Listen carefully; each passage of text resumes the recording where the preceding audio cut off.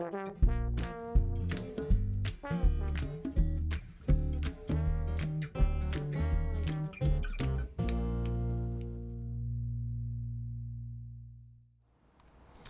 right, good morning, guys. Welcome to the last week of our classes here with us. My name is Chef Jamal. We're going to be going on this really cool adventure. First off, I want to thank you guys for hanging out with us for the last 8 weeks. Some of you might have only been a couple weeks, and that's okay. We still had a really good time together. This week we'll be heading out to Lebanon, and we'll be exciting to work with some hummus and some pita. But before I get started, let me introduce you to someone who we'll be working with today, Maya. Hello, everyone. So I'm actually Lebanese, so I'm very, very excited about the meal today. We're making a lot of my favorite things, so I'm really looking forward to it. All right. So to get us started, we're going to talk about some safety tips first, right? The safety tips are going to be everything that we've talked about the last couple weeks. So we're going to make sure that we have an adult supervision. We are going to wash our hands before we get started, and it's going to be 20 seconds of nice warm water and some soap. We're going to prep our ingredients beforehand. As you can see, we already done that. Hopefully we've done that at home. We're going to assume that everything is hot today, and we're using hot pads for anything that we think that might be hot. We're going to clean as we go, making sure that we keep a clean station so everything is sanitary. Today we don't have any meat protein, so we don't need to separate anything, but it's going to be super important to keep our yogurt and things like that in a place. So if we're not using it right away, we're going to keep it in the fridge. And as always, we're going to have fun and we're going to take our time. All right, so let's get started. The first thing we're going to do is we're going to start on our pita bread dough. So we're going to start with the pita bread, and then we're going to bounce around the recipes for a little bit. So the pita bread is going to be very, very simple. So we made a fry bread last week, right? That fry bread was simple, and this bread is going to be simple as well. It's going to consist of flour, yogurt, some baking powder, and some salt. That's it. That's it. It's going to be super, super simple. What we're going to need for that today is going to be just a couple mixing bowls. If you have a food processor, that is totally okay. You can use a hand masher like we're going to use today. It's going to be this guy. This is going to be for our hummus. I have a knife and a cutting board. And then this is going to be our rolling pin for today. And this is for me. You can use your hand if you so choose. That is totally okay. I'm going to be using, you can say a griddle, a flat top, a alla pancia. This is going to be for our flatbreads. If you don't have this, that's okay. You can just use a regular pan, right? A decent sized pan, like a medium heat, and that's going to do the same thing here for us. And then I have a little spatula to ensure that my hands are away from the hot surfaces. Okay, so let's get started with the dough. So first things first, we're going to grab the bowl. We're going to get our flour into the bowl. That's going to be 2 cups of this.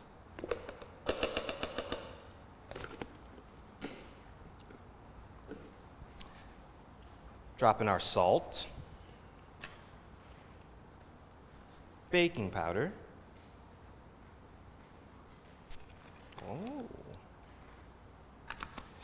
and then yogurt. And we're just going to mix this up. Nothing super crazy. We just want to get the ingredients nice and mixed together. And for those of you who are gluten intolerant, there are a lot of other flour options. So we've got coconut flour, almond flour. You can even actually use cornstarch. That's a great option. So yeah.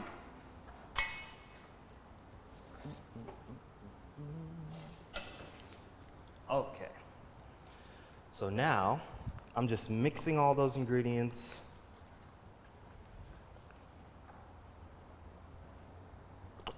So while we're mixing this together and we're getting it all into a nice little dough ball, let's recap what we did last week, right? So this is our final week of class, like we've talked about, and we're going to talk about our final food group, which is dairy. We talked about veggies when we went to Spain. We talked about protein when we went to India, grains in West Africa, and we've also discussed fruits as a healthy source of sugar. So I'm very excited to get into dairy today. So the dairy that we're using today is in this first recipe, right? So that's going to be the yogurt. Yes. The yogurt's going to be our dairy today. And for us, we used an all-natural yogurt. So let me talk to you about what's happening right here. So I am just kind of pushing this all together, right? There's a decent amount of flour on the bottom. And I'm just pushing this together, and then I'm just using my hand to press it down and then fold it towards me, and then doing the same thing. And then I can kind of like situate it this way and then get the other side and continue to do that. I'm gonna repeat this process until all of this kind of smooths out and comes together.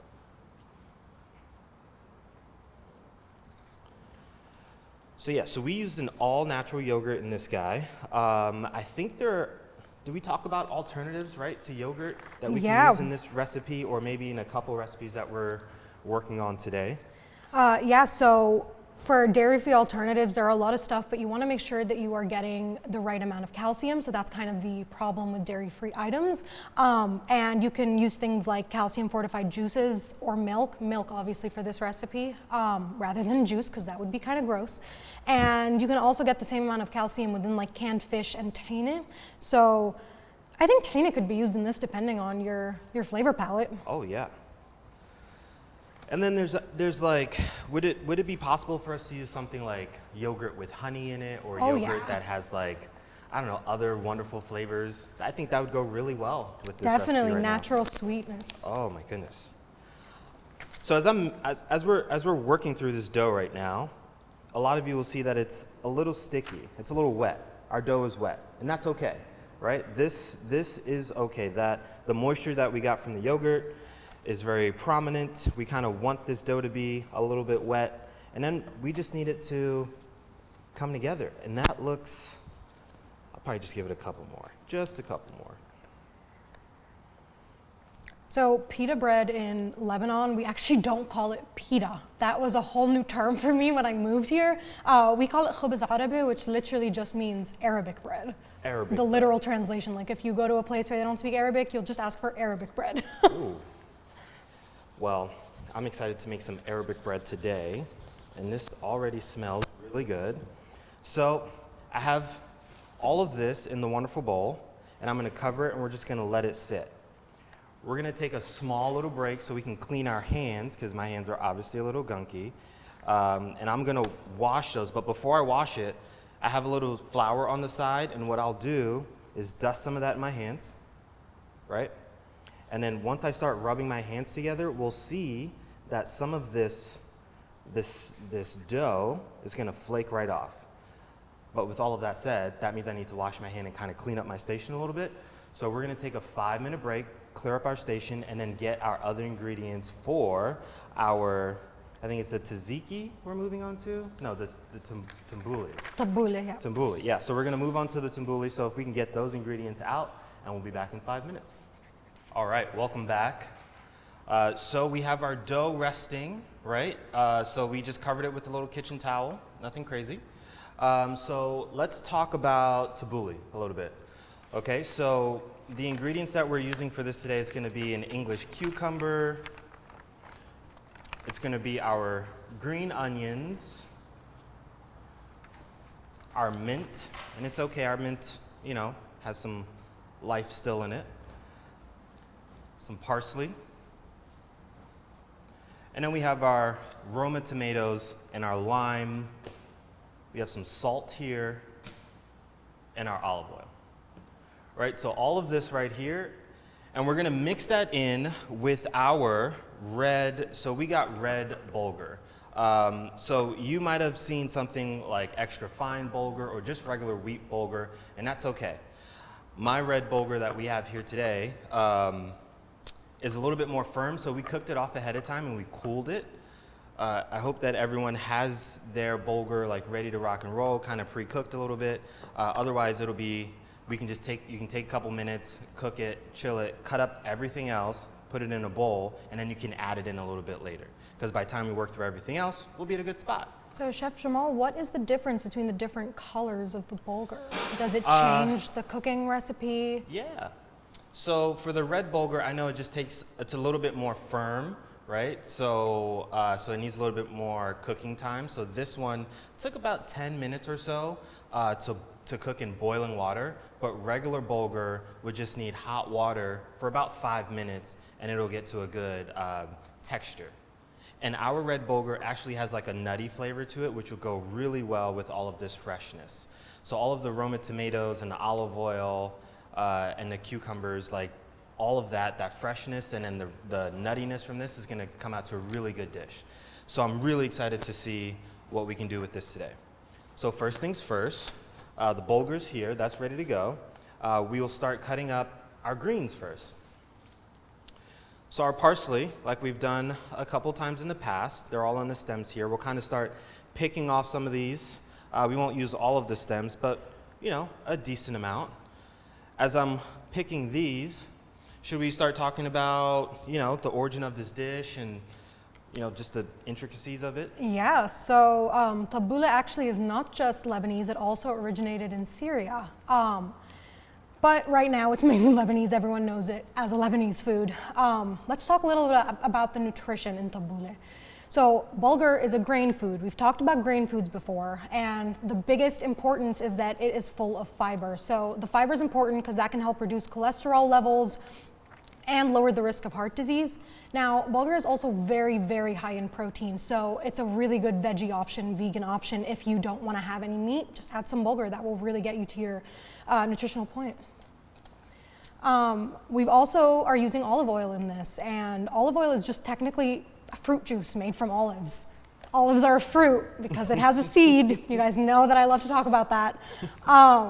But yeah, it's just juice. It's kind of gross, but I love it anyway. And a lot of people actually use it for their skin. There's like topical uses for it, and it actually originated as fuel lamp in the Middle East. That's what olive oil was used for, and then as medical ointment, and then after that, around the 4th century, is when people started using it for cooking. Oh wow. Wow, that's a lot of great information. Yeah. Thank you so much. Funny you said olive oil being used as like a skin sort of treatment. I recently just found out that you can use like grapeseed oil on your skin, and it's pretty good for you. So that's really cool. Awesome. So thanks for sharing that. Yeah, and if you guys like have a cold and when your nose just kind of gets a little dry, you can add some olive oil to your nose and it'll heal that right up. Okay. So right now we're still picking off, the parsley, and we're gonna bunch it all up. Let's see what we got. I think this is a good amount here. So we're gonna bunch it together, right? And we're still gonna use all of the same techniques that we've used in the past. So we're gonna pick up our knife. We're gonna pinch this area where the blade and the handle meets. We're just gonna pinch that right here and then get a nice comfortable grip, making sure our thumb and fingers are clear of the blade. That's super sharp. And then when we get ready to use our cutting board or cut anything, we're gonna make sure that we have control of our product, like such. Sometimes we use the tunnel technique, but right now we're gonna use this guy, right? And then just slowly start chopping away. We're gonna get this really small, so we're using nice small cuts. And then if we can't get it on the first pass, what we'll do is we'll put our hand on top of the knife like such, and we'll just kind of chop away, right? And all of the things for this recipe are just gonna go into the bowl that we have, or container, that we have our bulgur in. So bulgur is our protein in this dish, is that correct? Yes. Yeah. And we'll just get this all nice and pretty.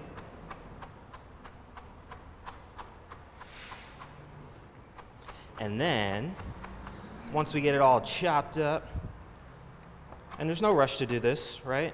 we'll just get it nice and slow. A nice sharp knife will do the work for us. Thank you so much. How's everyone doing with the new, it's nice and cool outside now. We're not looking at 100-degree weather. It's not super sunny. Summer's kind of winding down. We're like finishing up our last vacations. How's everyone doing? Like, can we throw some thumbs up in the chat? Talk to us about a vacation that we've gone on or that we're looking forward to. Oh, yeah.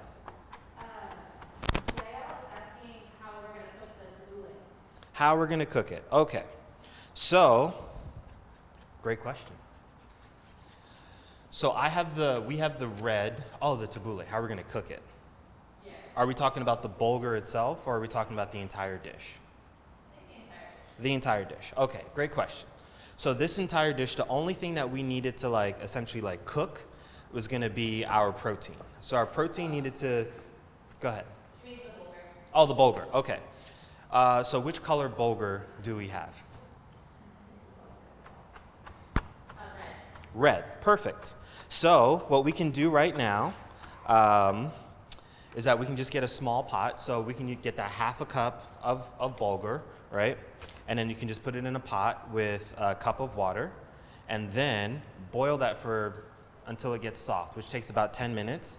And then just put that in the fridge. And then it should be good. So we want to drain it of all of our liquid. So it should come out looking like this, right?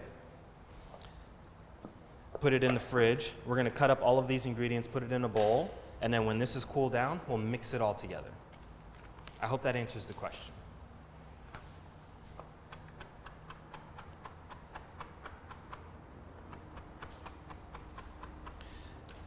Is anyone talking about vacations or trips? Or I guess we're all chopping, right? So no time for chatting if we're chopping. I'd be more worried if everyone was giving us novels and not chopping up this wonderful, delicious, smelling and tasting parsley. So this looks like a really good place for this, right? So I am going to get this into this bowl. Boop. And all these little guys, all my little friends.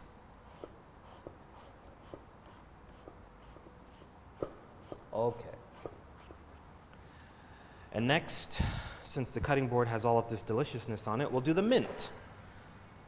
And this is such a great time of the year for mint, that refreshing, spearmint-like, overwhelmingly good smell and taste of mint. It's really, really refreshing right now. I think yesterday we were talking about a traditional beverage. Yeah. We talked a little bit about mint lemonade because that's so common in Lebanon. Yes. Yeah, every restaurant has that over there.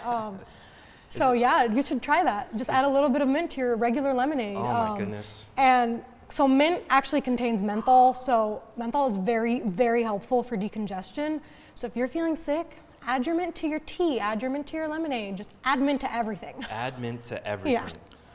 Also remember, mint, when it is heated up, will get a little bitter, but that's okay, right? So if we're taking in this mint for medicinal purposes and it turns a little bitter, that's okay. The end product of us feeling better, that's what we're looking for. And that's why we like to eat with all these fresh veggies and herbs.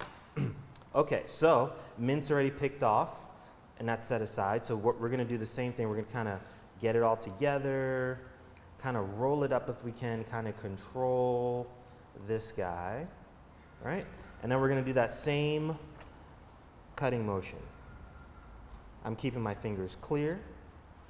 Nice, easy stroke. So I'm going a little bit bigger here, just so we can go through that cutting motion again with our hand on top of the blade and then rocking back and forth. So this part of my knife kind of just stays on the board the whole time to give me like a safety feature, a safety point of sorts. And then I'm just gonna chop away at this guy. And then I can just go back over here. I can switch it up and go over here. But we'll get to that end product. Mint lemonade. Hi. Can you just take a minute and ask everybody Yeah.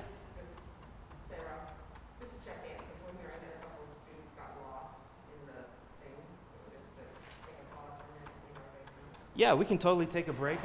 We can answer any questions. How's everyone doing? Do we need time? Is there something that we're stuck on? Are we still working through cooking the bulgur right now? What's happening? Help me out. Kind of hard not being in person with everybody.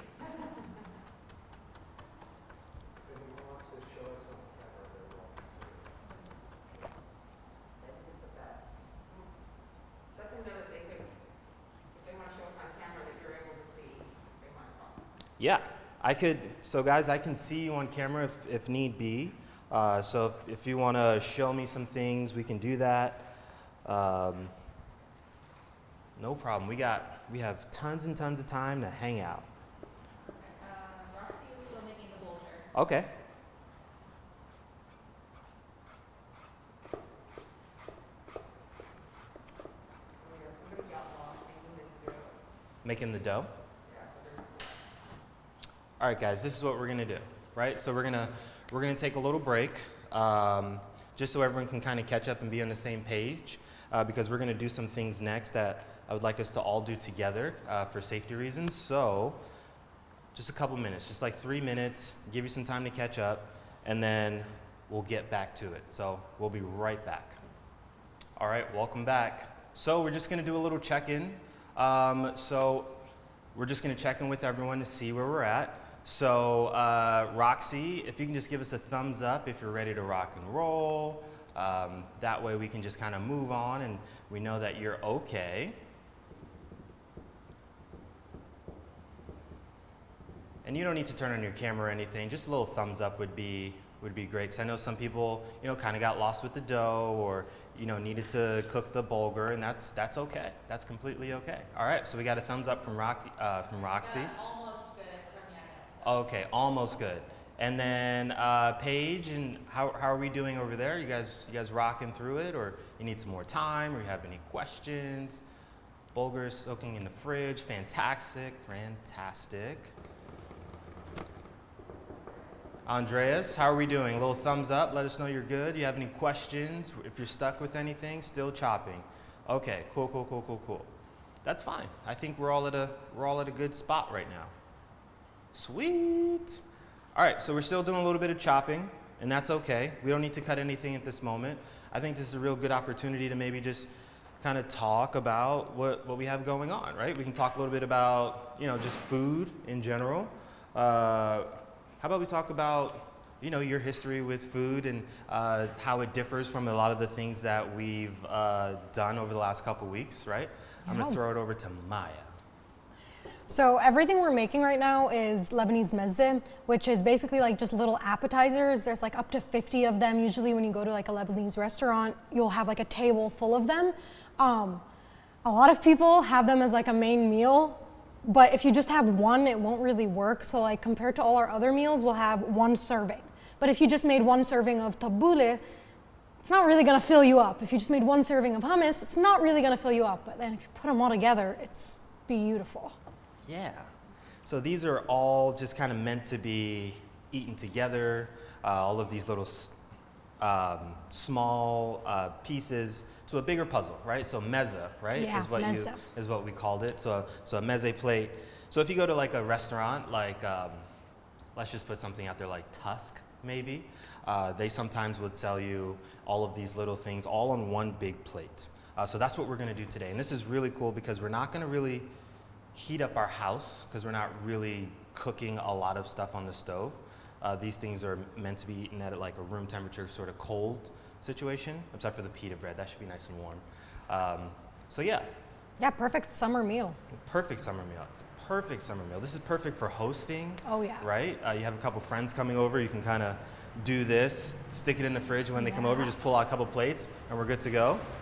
You could also use vegetables to dip in everything yeah. if you don't like bread, but I don't know why you wouldn't like pita bread because it's beautiful. Well, there might be some gluten issues, right? Gluten issues, exactly. You could Right. use carrots, cucumbers, bell peppers. Bell peppers. Yeah. Oh my goodness. I feel like the options are endless. They really are. Okay. I think we're ready. I think we're ready. We're gonna do this.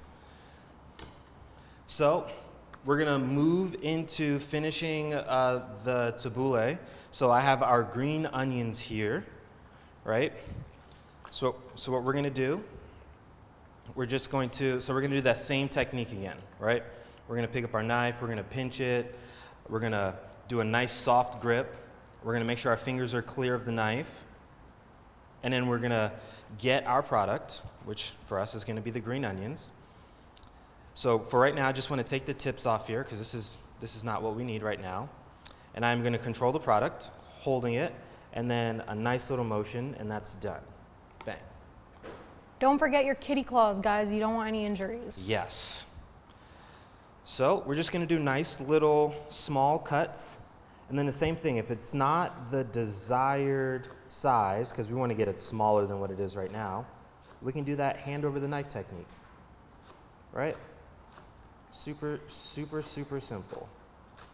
Yeah, I'm gonna cut these big on purpose so we can just go back and do the thing.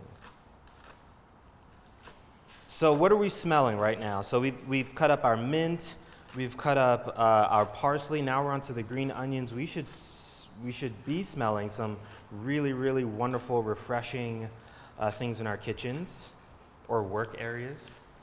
I wonder what you guys are smelling right now. Let For us know in the chat. Yeah, let us know. Let us know. And also, don't forget to take a break, drink some water. If you want to take progress photos, so take a photo of all the ingredients now, and then take a photo of it maybe in the bowl, and then take a picture of it at the end. That'd be really cool. You guys should deserve to give yourself a little pat on the back. We've done a really great job the last couple weeks, and I'm happy to have gone on this journey with y'all. So now, what I'm doing here again is the hand over the knife technique. You see that I'm still pinching over here, right? My fingers are clear of the blade, and my other hand is securely on top. And then I'm just going through this motion right here. And if something gets away, I pick up my knife, reset, blades away from me, you see that? And then just go through this again.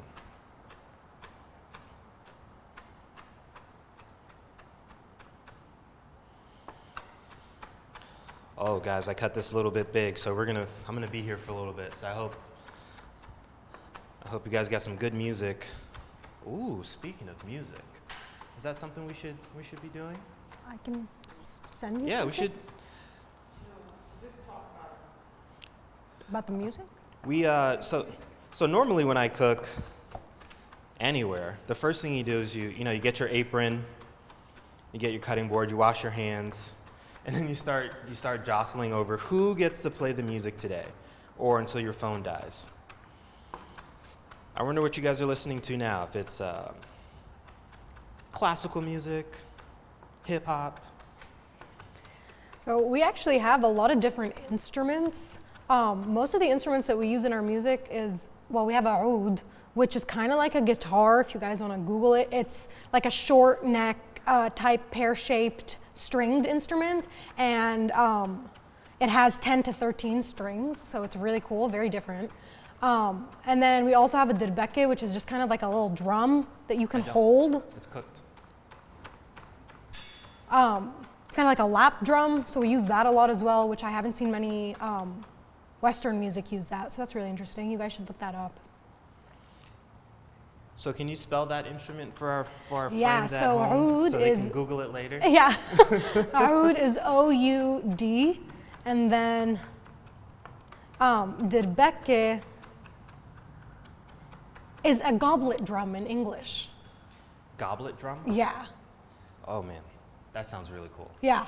It's literally just like a little drum like this, just has one top, and each point in the drum makes a different sound. Ooh, Yeah. okay. Man, I feel I'll like put I'm them in the missing chat out. for you guys. Thank you so much. So let me, while we're chopping, show you guys this really cool tool. So this is called like a bench scraper, and this isn't on the ingredients list. This isn't something that we need. It's just a little tool that was around. I thought it'd be really cool to show you guys because There's so many things that we can chat about food-wise. This little tool can be used to pick things up off of your cutting board, so to kind of free up our hands from gunk, kind of keep things a little bit more sanitary. So you can use this to pick up food items, or if you're working with dough, to kind of work your dough with this. So, not super necessary, but I just want to show you guys that really cool thing. So if you're like, oh, I can use that in my house, you know, you can pick this up a little bit later. And they're fairly inexpensive, and they usually come plastic, in a plastic form, or in a metal form. Okay, so that's that. So now we're gonna move on to the tomatoes. So these are nice Roma tomatoes, nice and firm. Does it matter what type of tomato you use for this? So from my understanding, different tomatoes have different water contents. So this Roma tomato doesn't have as much water. I don't know if there's another reason why this recipe calls for it, but I'm assuming it's gonna be for the water content. Because we don't want these, anything that we're making today to have a lot of water. And I'll show you one of the techniques that we use to get rid of excess water when we get to the cucumber. Great question. Okay, so let me clean off my knife a little bit.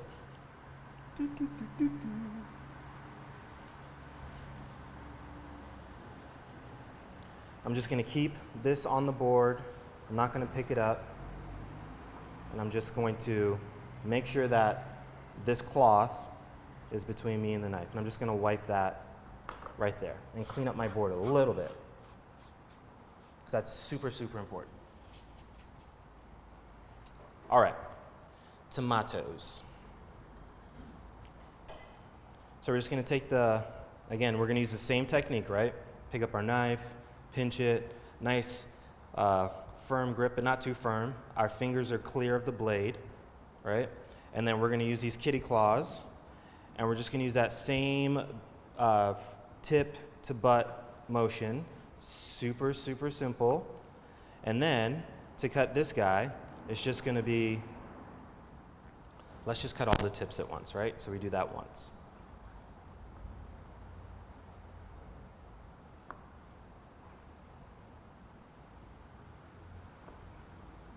Nice. This is compost. All right, so now we're just gonna get this fine as well. So let's see, the best way to do this, we're just gonna cut it into these guys, right? We're gonna cut it into planks. I feel like we've been doing a lot of planks, and that's gonna be a really easy way for us. Let me show you that again, guys. So we made these like little, I don't know, like boxes, sort of say, and then we're gonna make sticks. And then from those sticks, we're gonna make little cubies, small as we can get it. You guys see what I did there? I kind of like turned the whole thing. Instead of like turning my body or anything like that, I turned the product. And then we just get these small little dices. Cool, yeah? All right, we're gonna keep working through these guys. Just small little cuts. Probably go smaller than what I'm doing. Whoop.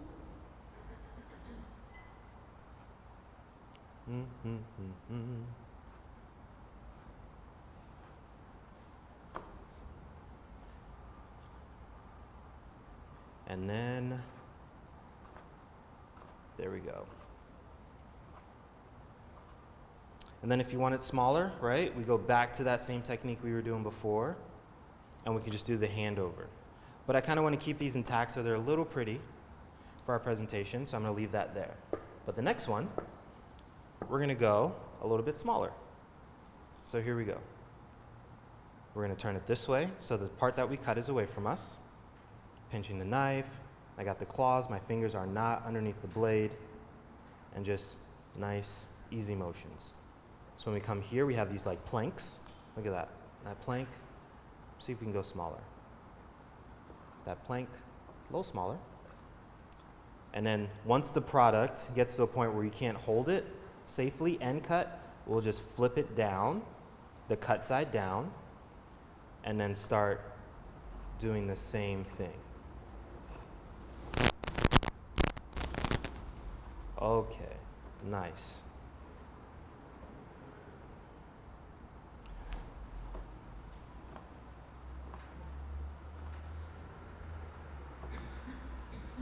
So we talked about a couple alternatives to pita bread, in a sense that if you don't like or want pita bread for your dish, right, we can add a bunch of veggies.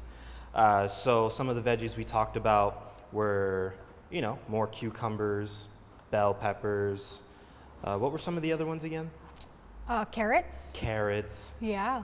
Oh man, carrots right now sound really good. A lot of people in Lebanon actually also just salt their tomatoes and eat them like that. If you guys Ooh. want to do that, if you have some leftover tomato. Ooh. Yeah. Salt the tomatoes and just like put it in a little dish and eat it? And just eat it right away. Okay. Babies actually love that as well. I've met so many babies who love to eat that. What? My family used to put cucumbers in a small little dish with salt and kind of eat that. Ooh, that sounds good. And it's kind of like, it's like a little condiment. It's always like around on the table. Mm-hmm. That was one of my first, that was one of my first dishes I made as a kid in the kitchen. It was just like grabbing cucumbers and then putting a little salt on it. And then I would get crazy. I'd add vinegar. Ooh, it was crazy. And after that, I'd add some pepper. Then I'd find some fresh peppers and I'd add it to it. And then how long could I leave it in the fridge and let it marinate?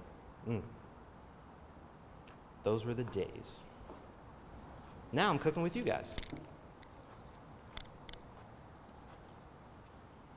All right, we're gonna chop these tomatoes.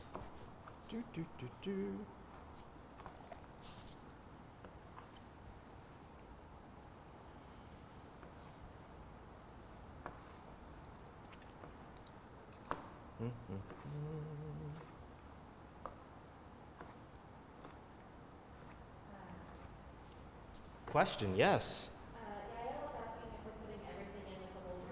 Yes, we're gonna put everything in there and then we're gonna pop it back into the fridge.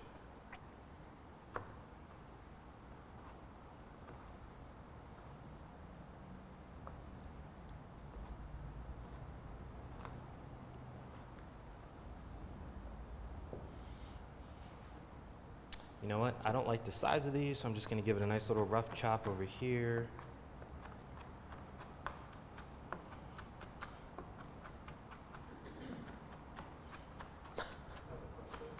Another question? She also asks, she says her bulgur is still a little warm. Is that a problem? No, I think that should be fine. Just as long as it's not hot, right? Because the mint, we talked about what happens with the mint. If it gets super hot, it's gonna get bitter. So we wanna ensure that we're not heating up our mint too much. But if you're feeling a little adventurous, put it in there a little bit warm. If it gets a little bit bitter, that's okay. Bitter is an okay flavor. So I would say yes, do it, and then let me know what happens. If it's a little bit too warm, we'll figure it out. You could maybe add more mint then to get some of that freshness back. All right. So then, just to take a break from chopping, because I know you guys are working hard over there, I have half of a lime here that I'm going to squeeze in. And I don't see any seeds, so there's no need to catch, but just to be safe, because there might be a seed deep-rooted in there, I'm just going to take my hand, squeeze it in there, and just put just make like a little well, and just let the liquid kind of drip through. If you guys can see this. Don't do this method if you have a cut on your hand, it will burn. I mean, then you're sanitizing it, so that's not a bad move. But I guess you'll also find out if you have cuts in your hand, right? Okay. Those seeds we see on your fingers? These are not seeds. These are just, I don't even know what to call these little guys. Pulp. Yeah, pulp. Lime pulp. I didn't know lime had pulp. Yeah, the little things that are, I don't even, now I want to know. What are these phalanges sort of called? Okay. So, all right. Hopefully I have everyone's attention, because what we're about to do next is going to be for two recipes. We should have 2 English cucumbers, right? excuse my knife. Excuse that unsafe maneuver right there. We're gonna have 2 English cucumbers, and what we're gonna do is we're gonna de-seed both of them, right? Because one of them is gonna be for the tzatziki, and the other one's gonna be for the tabouleh. So, the way we did this yesterday, excuse me, let me clean up my board a little bit.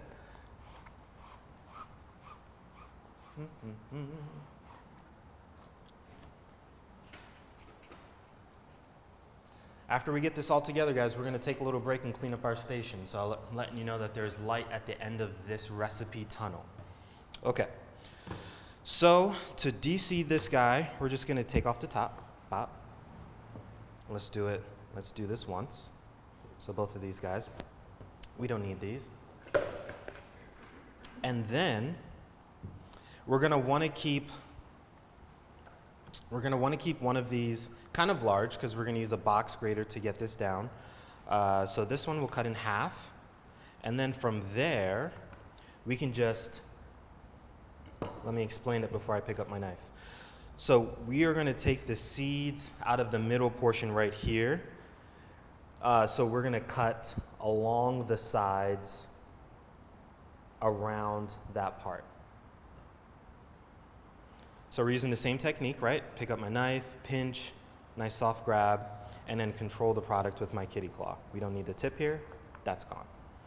So to get it out, I'm just going to control my product. If you need to rest your wrist on the board, that's okay. And we're just gonna do a nice, I'd say about half an inch. And we just wanna make sure that we don't get a lot of these seeds right here. Right? And then we're going to fold it down and kind of do the same thing. We're just going to guesstimate. And if you look over, you can kind of see where the seeds start. And just look. Don't move your hands. Just look. And then bring it back. And there we go. So instead of going like cutting it a million times to get the seeds out, we're just going to cut around the seeds. And then what we should be left with is a block in the middle. Look at that. So we just de-seeded. That you can dip into your hummus later. Look at that. Oh my goodness, we're gonna set that aside. Thank you so much. All right, so we're gonna keep doing this. Any questions about the de-seeding process that we're working through right now? All right. So proud of you guys. So English cucumbers actually, they taste similar to Lebanese cucumbers, but their sizing is very, very different. So I would say a Lebanese cucumber is half the size of an English cucumber. Half the size. And seedless. So you don't gotta do what you're doing right now. Atlanta. We got the wrong cucumbers, guys. It's really hard to find Lebanese cucumbers over here. Well, I feel like in Portland, if you want something, you can get it imported. All right, so we have these sticks over here, right? So that's one cucumber. So I'm gonna set this aside for our one recipe. And then we're gonna do the same thing over here for the second one. I'm gonna cut the tip off because we don't need it. And then same process, right? This one's a little curvy, so it might take 2 cuts. One cut here, and then one cut here. Question? Well, Roxy says they de-seeded their cucumber by scraping out the seeds with a grapefruit spoon. Absolutely. That is a wonderful process and a very smart way to get to the end goal. Usually there's no one way to do things in the culinary world. So please keep exploring the options, and I'm so happy that you took the initiative to do that. But now we know 2 techniques, right? So I'm cutting there, and then I'm cutting there. Oh, this guy is funky. Look at this. Just take a second to look at, like, okay. Like, help me help you, cucumber. Help me help you. So I'm just gonna be safe. I'm just gonna cut that in half, set that aside, and then give one of those. Bop, and then bop. Cool. And then for this guy, right, one of these, maybe a little bit more, and one of these. Okay. It's a little warm in here, no?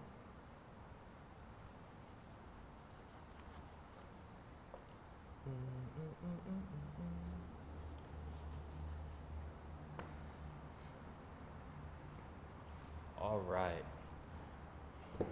Look at that, guys. These are our cukes. All right, so for this, we just need to, so we seeded it, and now we just need to cut it up pretty small. So we'll cut up the smaller pieces, really small, and put it in our tabouleh, and then a little bit of olive oil and salt, and we're done with that guy. So we already started doing this before. So we're cutting sticks. I jumped into it, but we'll go through it again. Sorry, guys. We're gonna pinch, nice little pinch. Hands wrapped around, really nice grip, but not super tight or strong. Our fingers are clear of the blade. And then we're using our claws on the other side. And then we're just chopping away.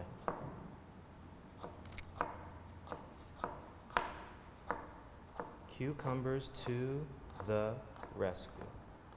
And I'm just making small little movements. I don't think we've talked about this before. Like, what is my other hand doing besides keeping my fingers safe? It's holding the product, and every once in a while, you're shifting your hand back.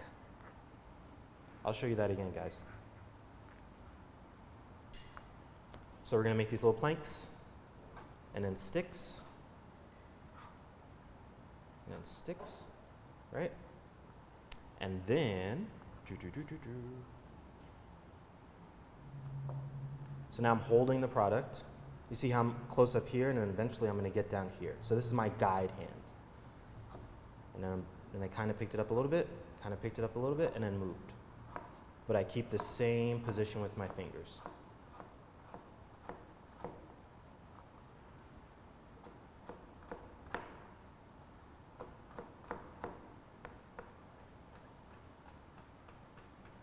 Okay. All right, let's start getting some of this into the bowl.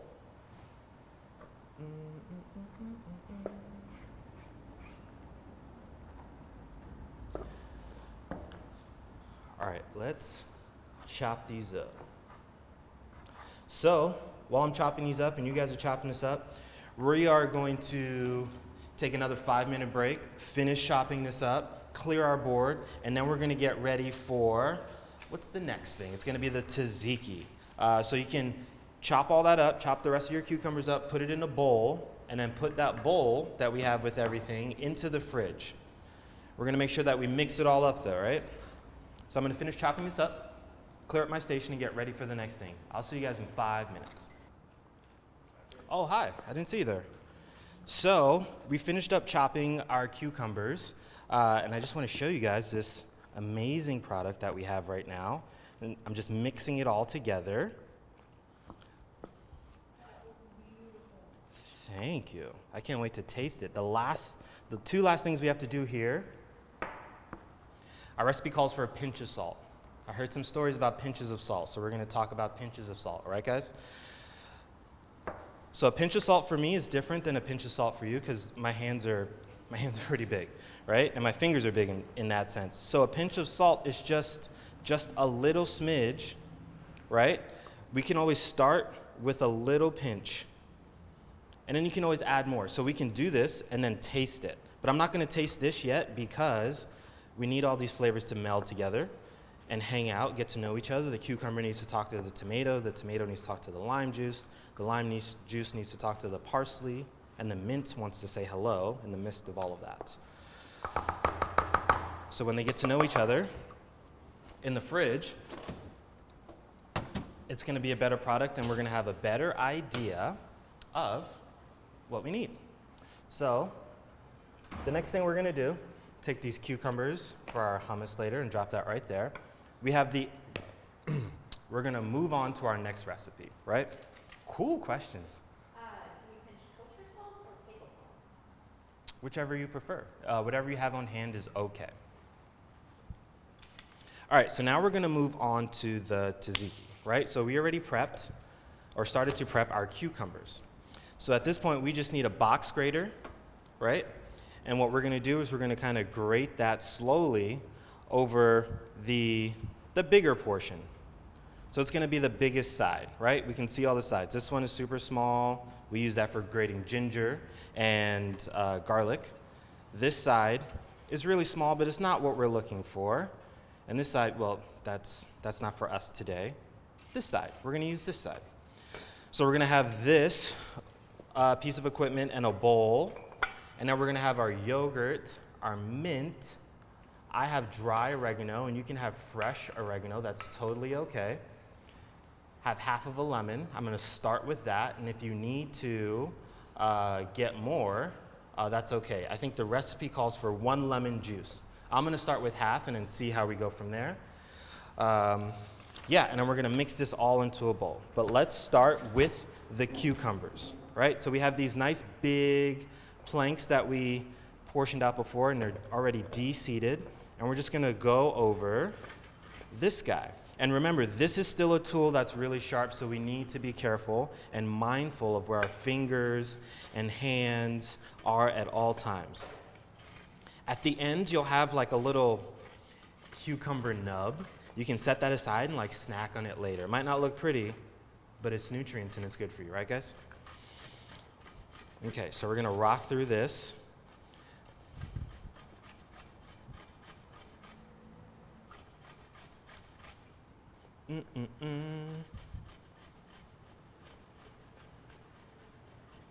Nub.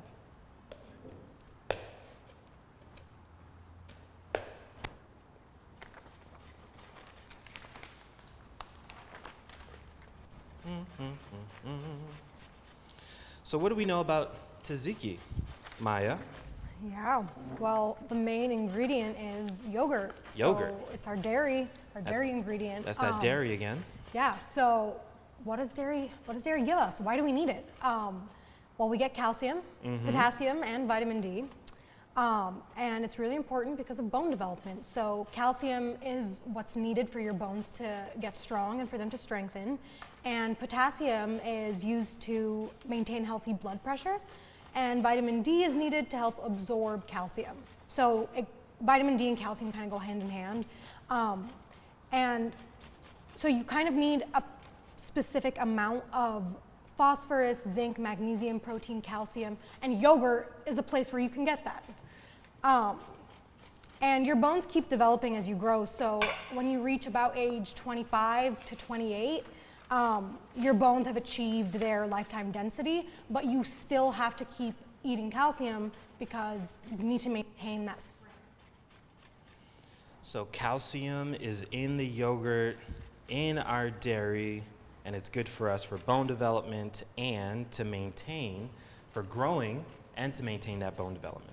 Exactly, and Yeah. so if we don't get enough calcium in our diet, we could have a possibility of bone disease, of osteoporosis, which causes your bones to become weak and brittle. It's not nice, not fun.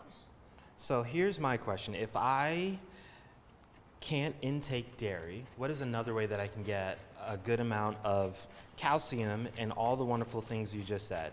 Yeah, so like I said in the beginning of the class, calcium fortified juices or milk are your best bet, and canned fish and tahini all work, gives the same amount of nutrition for you. Canned fish. Yeah. Okay. 3, 2, 1. All right, welcome back. So it looks like we're all ready to rock and roll. So we have our cucumbers here, grated and de-seeded. And the last thing that we are going to, I think this will be the last thing that we chop up for today. That might be a lie, don't quote me on that. But for this recipe, we just need to cut up some mint. So let's see how much mint we need for our tzatziki. I think it's just 16 leaves or so. What does it say? It says 1 tablespoon. So 1 tablespoon is gonna be about a handful. So let's say 7 leaves, right? And that's what I have here. Of course. So we have the rest of our mint. Oh, let me show you guys this really cool trick. So if you have your mint, right, you probably bought a bunch of it. And you need to figure out how to store it and keep it fresh for when your friends come over or when your parents get home. When your friends come over. So to keep your mint fresh for your lemonade later, you want to put it in a container with a little bit of water, because this is still can take in a little bit of nutrients. If we just left it without water, it'll look kind of sad and it'll turn a couple different colors, and we don't always want that. So put it in a little bit of water, it'll keep safe and it'll keep better. Okay, so we have our mint leaves, and we're just kind of stack those up on top of each other. And I'm gonna give that a nice little roll. Hey, cucumber.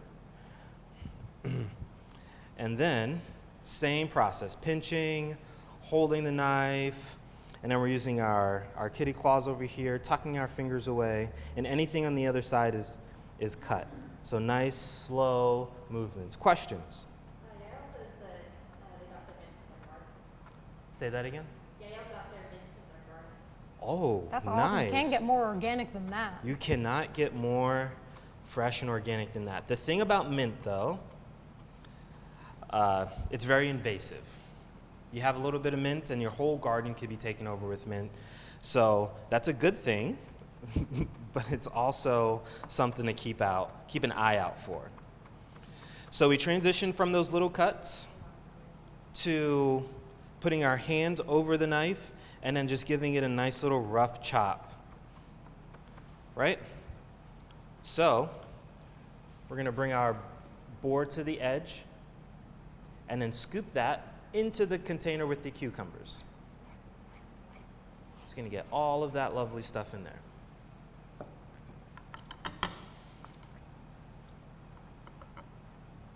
All right, so get that in there. That's great. So then I have my dried oregano. I'm just gonna put that in the container. If you have fresh, right, you'll just do the same thing that you did with the mint. And it's probably gonna be a little bit smaller, so you can just put that all onto the board. And just give that a nice little rough chop. It doesn't need to be anything crazy, and then just add that in there. Next, have that half a lemon or a whole lemon, if you so prefer. I see a couple seeds, I'm gonna take that out. Oh, another one. So will we be doing the same method with the lemon that we did with the lime? Yeah, so I'm just gonna take my hand and then put that underneath and then squeeze it to catch any objects that we don't want inside. So right now in our bowl, we have the oregano, the mint, the cucumber, and now we're adding lime juice. Oh my goodness, thank goodness I put this here. I'm gonna show you guys all the seeds that are trying to escape and get out into the wild. I'll show you this.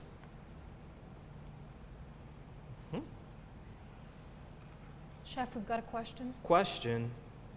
If they're using fresh oregano, do they take the leaves off the stem, or do they chop the stems too? Right, so we can take the leaves off.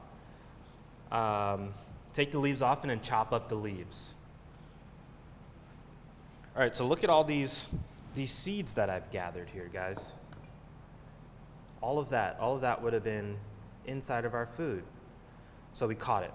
So now we know that little technique. Ooh, and I caught these guys too.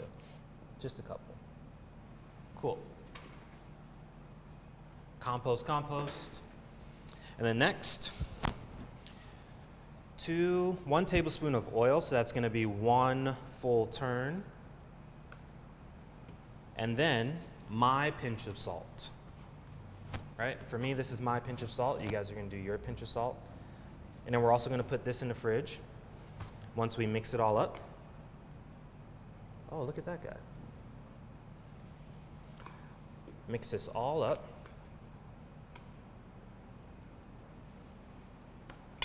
Hold on. We're gonna mix this up and then make sure we add our yogurt. I put the yogurt back into the fridge. That threw me off for a second.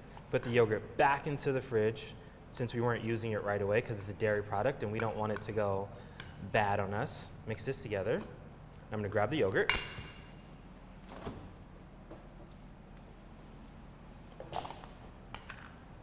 and just dump that in there.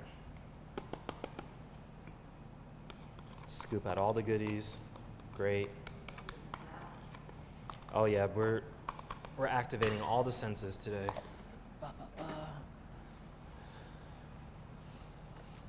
We're gonna give this a nice little mix. And we're doing it, guys. We have 2 out of the 3 dishes done so far. 2 out of the 4, because we still have the pita to finish. All right, that's great. I'm gonna pop this into the fridge. Let that chill out. I'm gonna move the things that I'm no longer using off of the board. Always salt. Leave the oil. Okay. So now we are going to roll into the funness of the hummus. We're going to take these guys off too.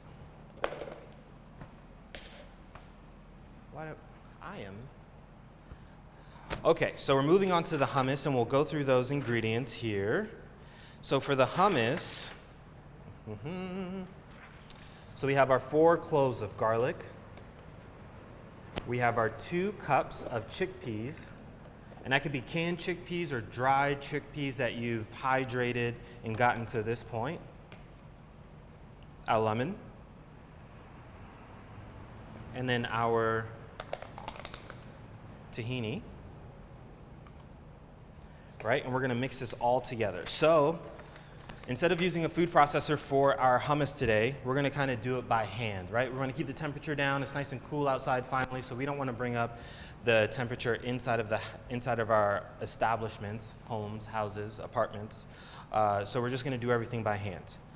So with that said, I'm gonna bring back out the box grater, right? And I'm just gonna do that little motion that we've done before with our garlic. And I'm gonna do that into a nice little bowl, and then we can start talking about the benefits of hummus and the chickpeas and the lemon and the tahini. Maya, can you help us out with all of those wonderful, wonderful facts? Yeah, of course. So hummus, which is pronounced hummus in Arabic, is low in saturated fat, very high in fiber and protein.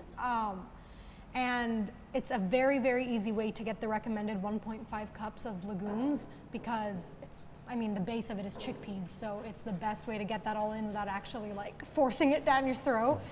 And the tahini that we're using is, that's made from sesame seeds if you don't know, and that contains more protein than most milk and nut products. So it's really cool. Again, another veggie option for you guys, and it's really versatile. It can be used in salads, pastas, anything you want.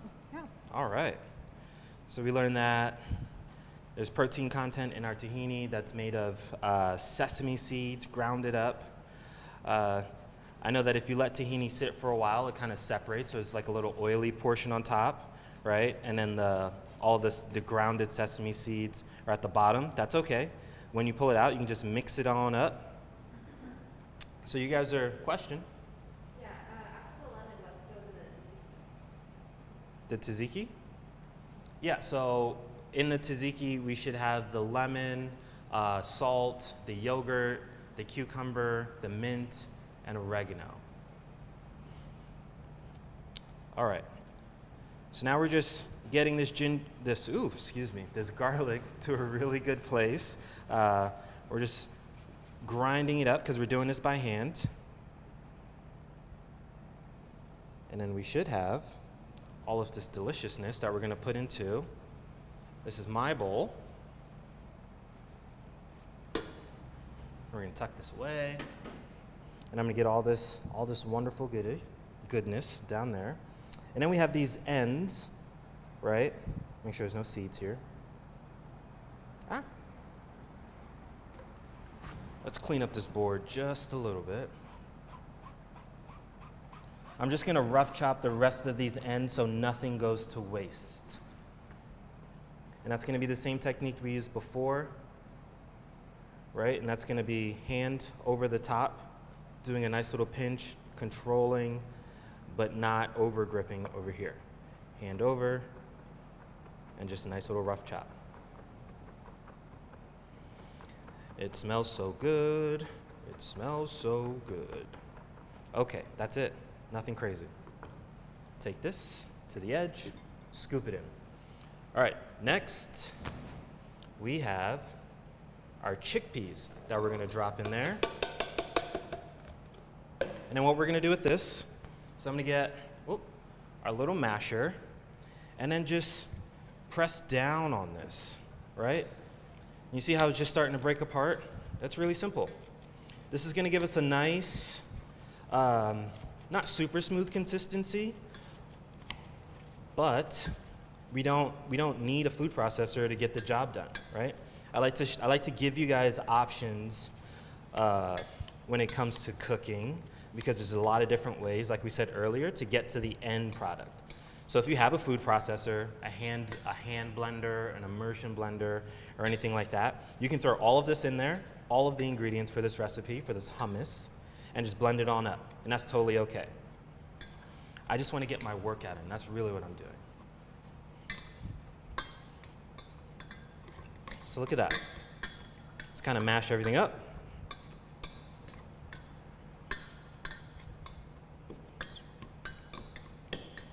And then what's next? And now we're gonna drop in the tahini and then mix this all together.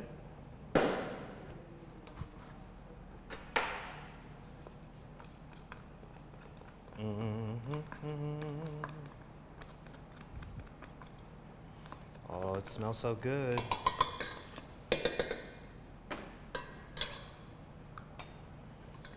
Mix this together. Oh, it's starting to come together now, guys. So this is just a potato masher, guys. This it's not a fancy tool. I don't know if we're still mashing potatoes by hand anymore. I don't know if people are still. How are you guys making mashed potatoes at home? I would love to know. I want to know if you guys have this tool, or how are you guys mixing this up? Throw some comments in the chat. Let us know what's going on. I want to talk to you guys. You can also unmute your mic. We can hear you. Yeah.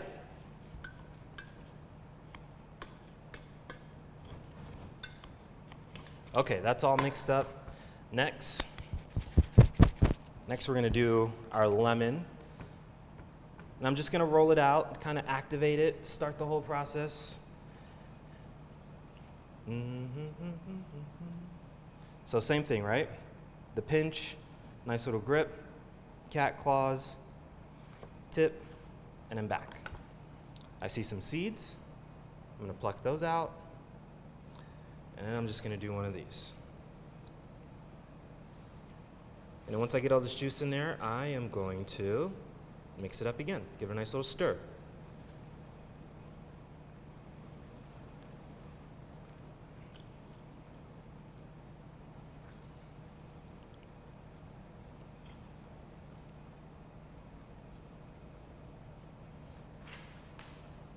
Okay. Great.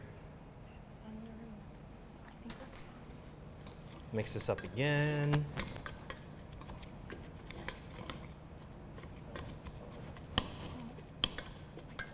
You guys can also, if you don't have a food processor, a blender would work just fine as well.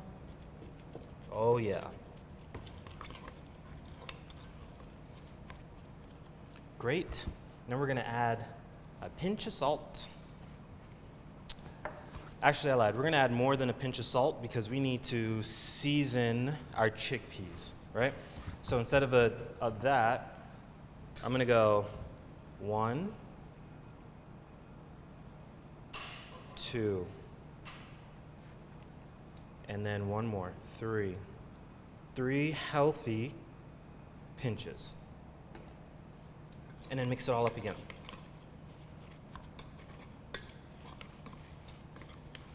Okay, so we are almost complete with the hummus. Want to make sure we're not missing anything.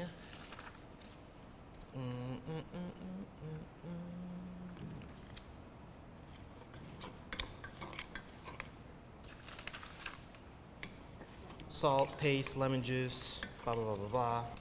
Great. So at this point, right, you can start doing variations of this hummus. So you can do like roasted red peppers, you can do extra garlic, you can do extra lemon. Are there other like variations of hummus that are like really cool, or things that we can add to enhance flavors?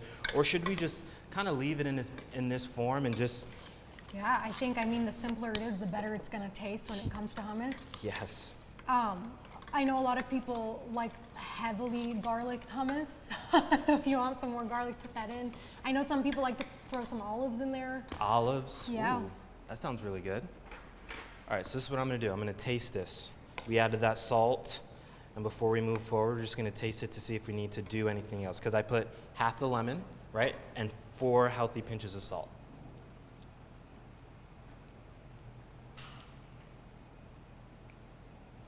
Nice and bright and acidic, has a nice coarse texture to it. It's not like super milly or anything. I think this tastes really good. When you say milly, what do you mean? It's not super milly. So it's not very grainy or granulated. It has a little bit of that texture, but it's not like eating sand, guys. That's not what's happening here. It's more of just a coarse texture. That's done. We're done with that. We're done with the hummus, which also means we're done with all of this, and we're gonna move into our pita bread.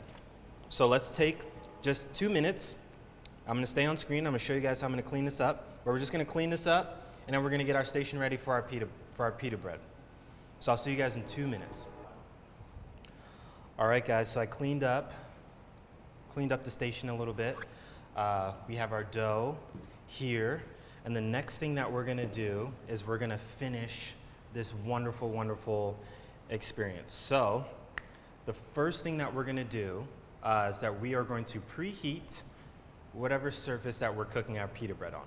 So for me, that's gonna be this flat top, and I'm gonna try to get it to, for me it says 350. If you're using just a regular stove, we're gonna go medium, start off at medium, and then right before we put it in, we're gonna get it a little bit hotter. So let's start off with medium and then work our way from there. Any questions on the equipment that we're about to use, or how to use it and the best way to use it before we get started? Okay, fantastic. So I have a little bit of extra flour here on the side, and we're gonna dust the surface with it, just a little bit. We're gonna take the dough, this wonderful dough, and I have this guy. So we wanna break this down into 6 pieces, 6 pieces. So 6, let's say, golf ball size pieces. So that's gonna be, and if you don't play golf, that's fine, I'll show you what that looks like. That's a hole in one, that's about a golf ball, right? We're gonna knock that one out the park, bang, that's 1. Let's see if I can get 6. This is 2, okay. You guys think I'm gonna make it? I don't know, maybe. This is 3. Oh, this is 4. The golf balls are getting bigger. I don't know if you guys can see this, but they're getting bigger. And then 5. Oh, we have extra. That 6th one's gonna be huge. And then 6. No, I'm joking, guys. We're gonna break that up. That's gonna be too big. So if you don't intend to use, see, this is a golf ball, right? This is not a golf. If you don't intend to use all of your dough, you can just, if I just wanted to use that much, you can take all of this and then put it in the freezer, and then whenever you want to use it, just, I don't know, 5 hours beforehand or so, just put it on your kitchen counter. Excuse me, there's yogurt in this, so we want to keep it in the fridge to thaw off, and then you can use it that day. So there's no need for you to, if you don't want to, make all of this. Okay. So we have some inconsistent sizes, so let's get this right. A little bit more uniform. Great, great. So remember, this is gonna be a little bit sticky. So I'm gonna troubleshoot with you before we start it. So at any point, if anything is too sticky, we're just going to take a little bit of flour, and wherever it's stuck to, we're going to try to put more flour in that position. The dough is a little bit wet, so that's okay. We're just going to have to do a little bit of work in order to get it to where we want to. So this guy. So instead of just rolling it out right away, I'm going to put it in my hand, and then I'm going to start to stretch it out a bit. Right? I can feel the stickiness. So that means flour needs to go here. And then I'm going to put it down. A little bit of flour on both sides, just a little bit. Right? And then I'm going to try to get this thin, but not roll it too much. So if I can just do one, pass up, peel it down. Another pass down. Oh.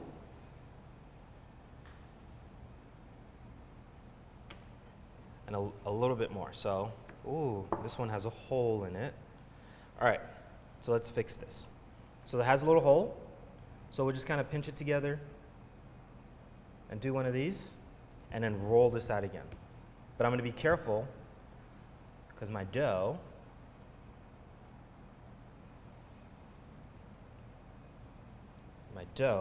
is telling me something. Okay. And we're going to try to keep it in a circle, but if you can't, that's okay.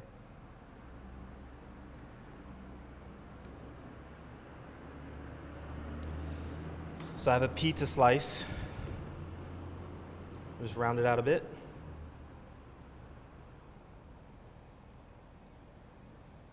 And we want to just kind of keep the edges a little bit more on the thinner side. And then set it aside. We're going to do about 3 of these, and then set them aside, and then start to cook them. Because we kind of want this to rest so we can get the desired product at the end. All right, so same thing. Roll it up. Stretch it out a bit. So I'm just pinching my thumb at the top, kind of starting pinching together here, kind of stretching it out, and then pulling on the other side. Pulling on the other side. Pinch, pull, pinch, pull. Just doing one of these. Bop, bop, bop. And then floured surface, down, get flour on both sides because it's a little sticky. And then roll, roll, roll. All right, this one looks more like a circle or oval. It's great. It's not sticking, that's great.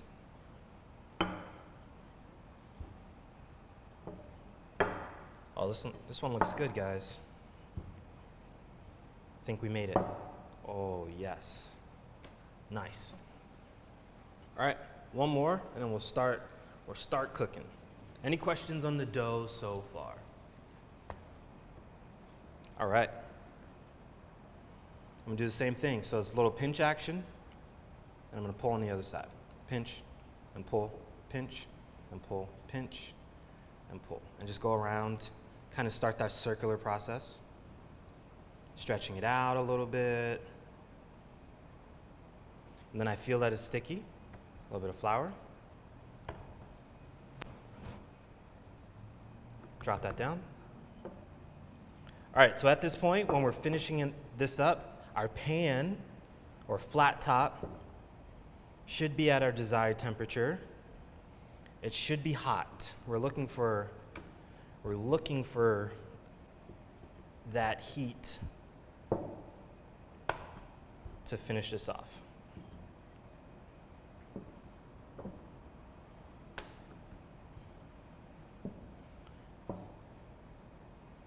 So I'm going to show you guys, we're going to call them the walls or the side of it. See how this one is thin and then this one is a little bit thicker? I want to try to get this a little thinner, a little thinner.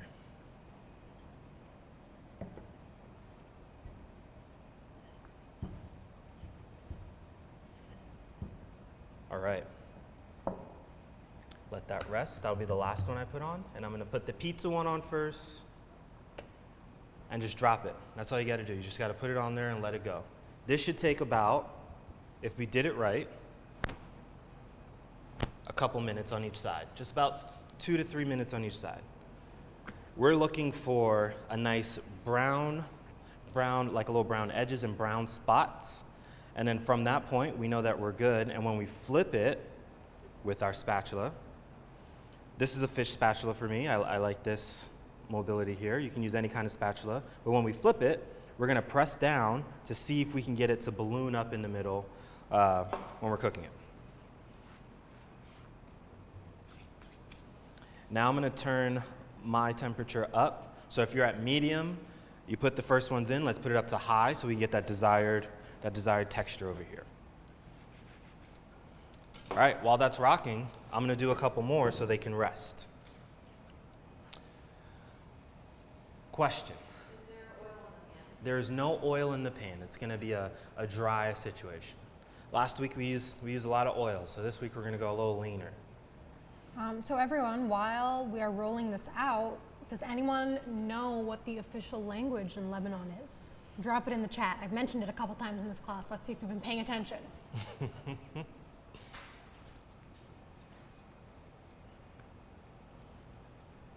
Working through this.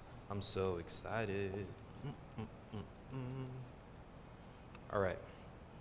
Drop that down.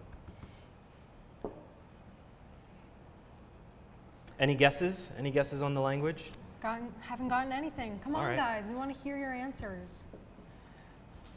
They might be elbow deep in the Yeah, they might. in the dough game.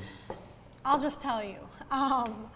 The official language is Arabic, but we also speak French and English, so all three. A very common introduction would be, "Hi, kifik ça va?" which means hi in English. Kifik is how are you in Arabic, and ça va means you good in French. So that's kind of how everyone introduces themselves to each other in Lebanon. 3 languages for a greeting. That's so special. I know, That's I don't really speak cool. French. I'm a bad Arab, but I only speak Arabic and English. French is that a difficult language to learn? I think so. I was in classes in elementary school and middle school for a total of 4 years, and I still can only say bonjour. Does anyone in the room know French or try to learn French? You know French? Yeah? Of course, Cynthia knows. Just a little bit. Okay, guys, I feel like I can smell it. So, along with smelling it, right? So I smell like the transformation of like dough being cooked. That's a good indicator to check the other side. Plus, I see these really cool bubbles, right? So we're gonna check it out. Oh, look at that action. That's great. We're gonna put that down, and I'm gonna press in hopes that we get some bubbles in there. Some air pockets, sort of say. Let's check this side. That looks beautiful. And we're gonna push that down, and then check this side. That's great. We're gonna do the same thing over here. Fantastic. Just a couple more minutes on the other side, and we're good to go. Let's go back to this dough action.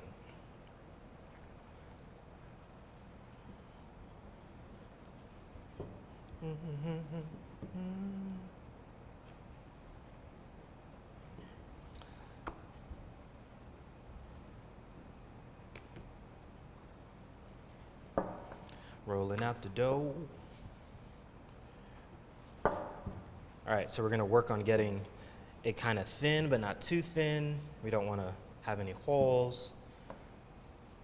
I'm gonna check that it's not sticking, and it's not. That's great. Okay, let this one rest. All right. Let's check the other side, see where we're at.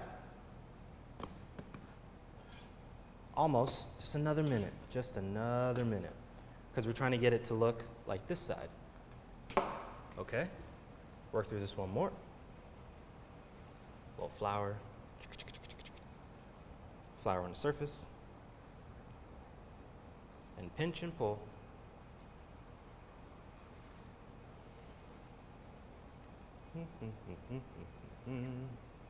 I've got a trivia question for you, Chef. Oh yeah, let's go. So, do you know what is the oldest continuously living city in the world?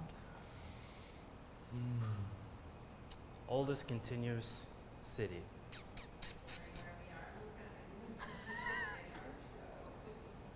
I don't know. I don't know. It Should we is. give people at home a chance to maybe Guys, you want to anyway? take a guess? Because sometimes we get some surprise answers. Okay, guys, these are donezo, right? We see the other side looks like that. Oh, yes. Okay. Still hot. These two are rested, so I can put these two on. I'm really excited about that one, guys. That last one that we just put on. It's nice and thin. It looks like a circle-ish. All right, so now we have some sticking on the rolling pin. So what I'm gonna do is put a little bit of flour there, and then see if I can just kind of rub it off a little bit, and then add a little bit more flour to the situation and see if that helps out. It did, kinda.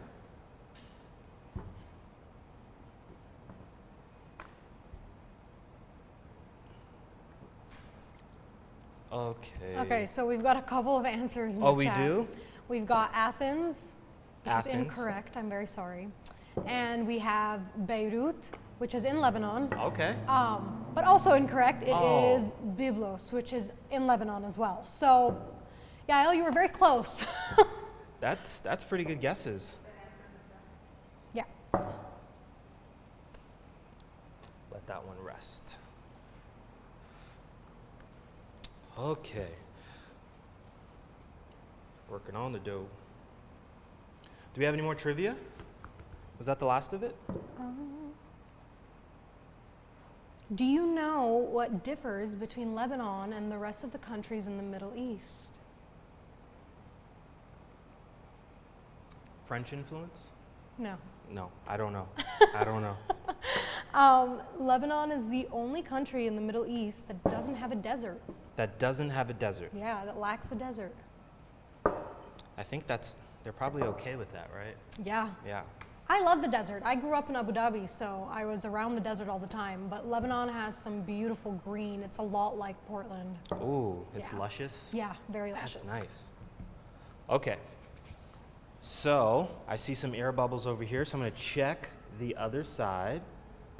Look at that, guys. A little browning, nice and crispy. I'm gonna check this last one. Oh yeah. We'll just set it there for a couple minutes, 2 to 3 minutes on each side, and we should be good to go. And this guy's little, so we don't need to work it too much, and it's sticky. Just want to get the sides of it to not be so thick. We're gonna try to get it a little bit thinner. And you see how I kind of like transition from using the rolling pin, because I don't need to roll out all of it. I just need the edges to kind of come down a little bit. A little bit more even all the way throughout. This one rested, so we can put that on there.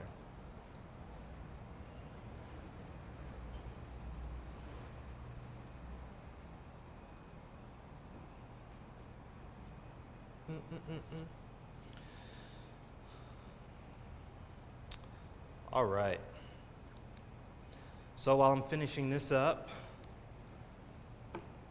I just want to say thank you for an awesome time the last few weeks, or all of summer. It's been a real joy to cook with you, answer your questions, learn a lot. We've learned a lot from each other. It was really, really fun to go through this experience with you guys. We traveled the world, which is really, really cool. We talked about how food impacts the body and how we need to nourish it. And we gave you guys a couple tools to kind of go forward in the future, right? So if you come home, you need a snack, you know, you have options now, right? You can maybe make a little bread the night before, make some pita dough the night before, and then come home and fry it up, you know?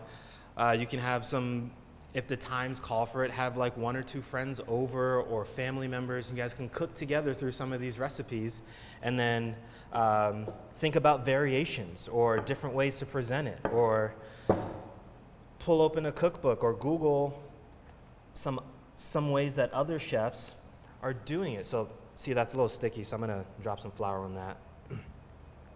But I'm really grateful to have met and hung out with most of y'all. I'm saying I hung out with all of you. You know, even if it was through Zoom, we all got to hang out. So thank you for hanging out with us and going on this adventure. It's been fun. Okay. So this guy's done. This guy's done. Look at this. Nice.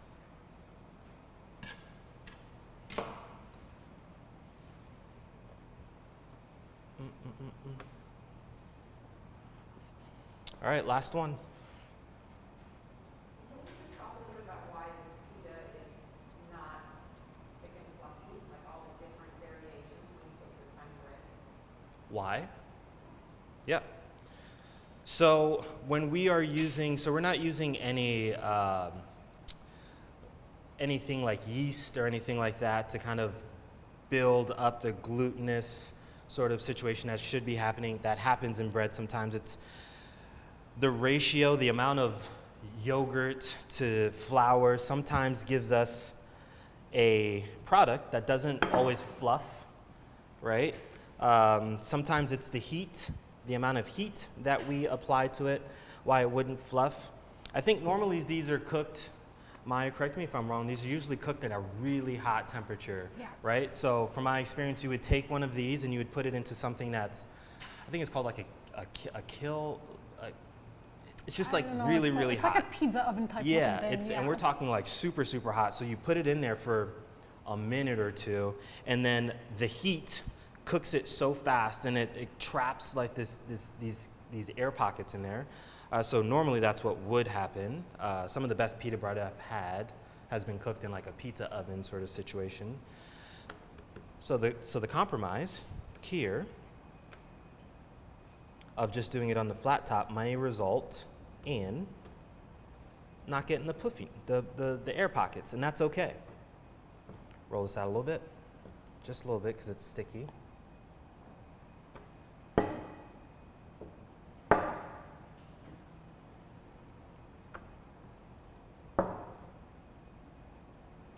Get it thin, and then set that one aside. All right. Look at that. Look at those nice little brown spots.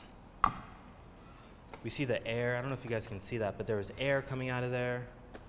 Nice. We're gonna check this side. That's okay. Give it another minute. Ooh, this one is donezo. Can you move your pita tin over to the other side of the just so people can see? Even open it for a moment. Yeah. All right, we're gonna put this last piece on. Okay, so I'm gonna clean up my area a little bit while the last piece is cooking. I advise you guys to do the same, then we can start plating. I'm gonna stay on screen and we can chat. You guys can see me clean up. We can maybe talk some more trivia. We can talk about other variations of meze plates or other things you can add to your meze plate, right? Yeah. So I'll show you my plate. I'm gonna tell you about a couple of dishes that would be really cool.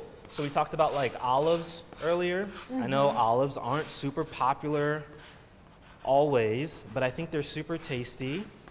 And if you marinate some olives, marinate some olives, that would be a really good addition to this meze plate.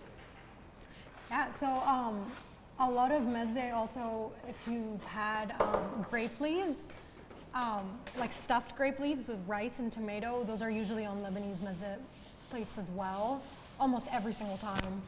Trying to think what else. Oh, we have lebneh as well, which is basically just strained yogurt, and it's not quite cheese and it's not quite yogurt, but it has the same nutritional value as yogurt because it's just like overnighted yogurt basically, which is usually also on that table. Okay. All right, so I'm pulling everything out of the fridge now. And we're gonna start putting everything together.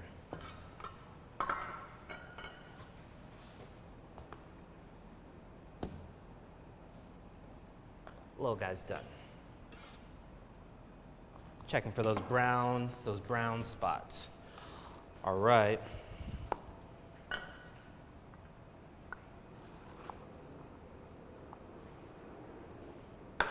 One.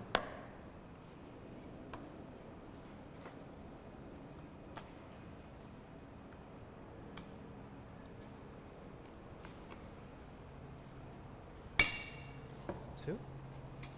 Whoops. And then the hummus.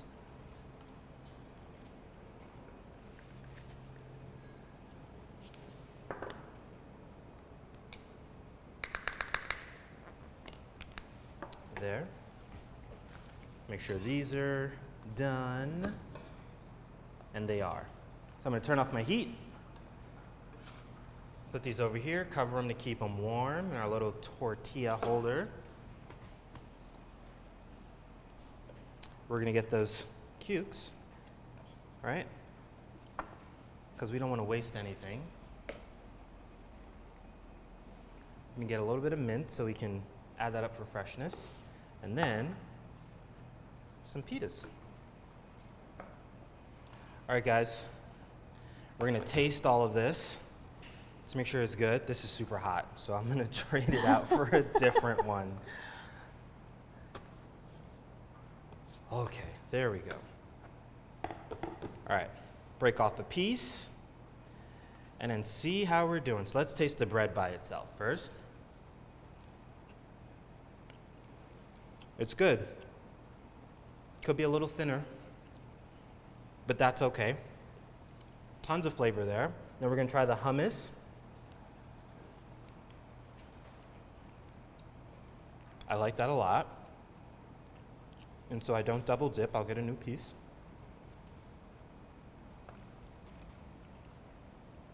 Try the tzatziki. Should be nice and refreshing.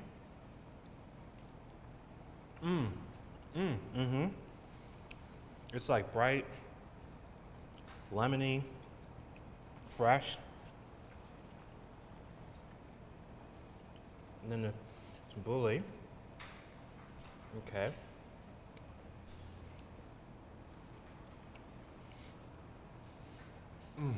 That is so good. All right, guys. Thank you so much for hanging out with us. Looks like we have a little bit more.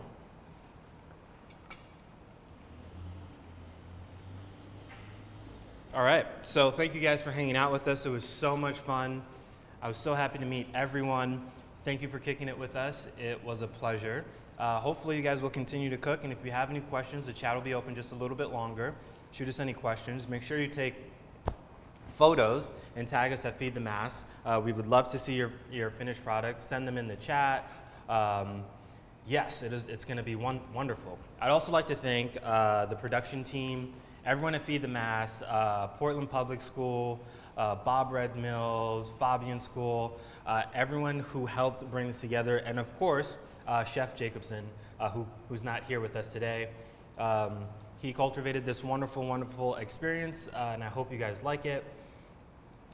You'll be receiving a cookbook as well as recipes and a few other things to explore to improve and continue your culinary journey. So I hope you guys continue on. And I would also like to thank Maya for kicking it with us today and imparting us with all of that wonderful knowledge. Thank you so much. Thank you so much. We'll see you guys later. Bye, everyone.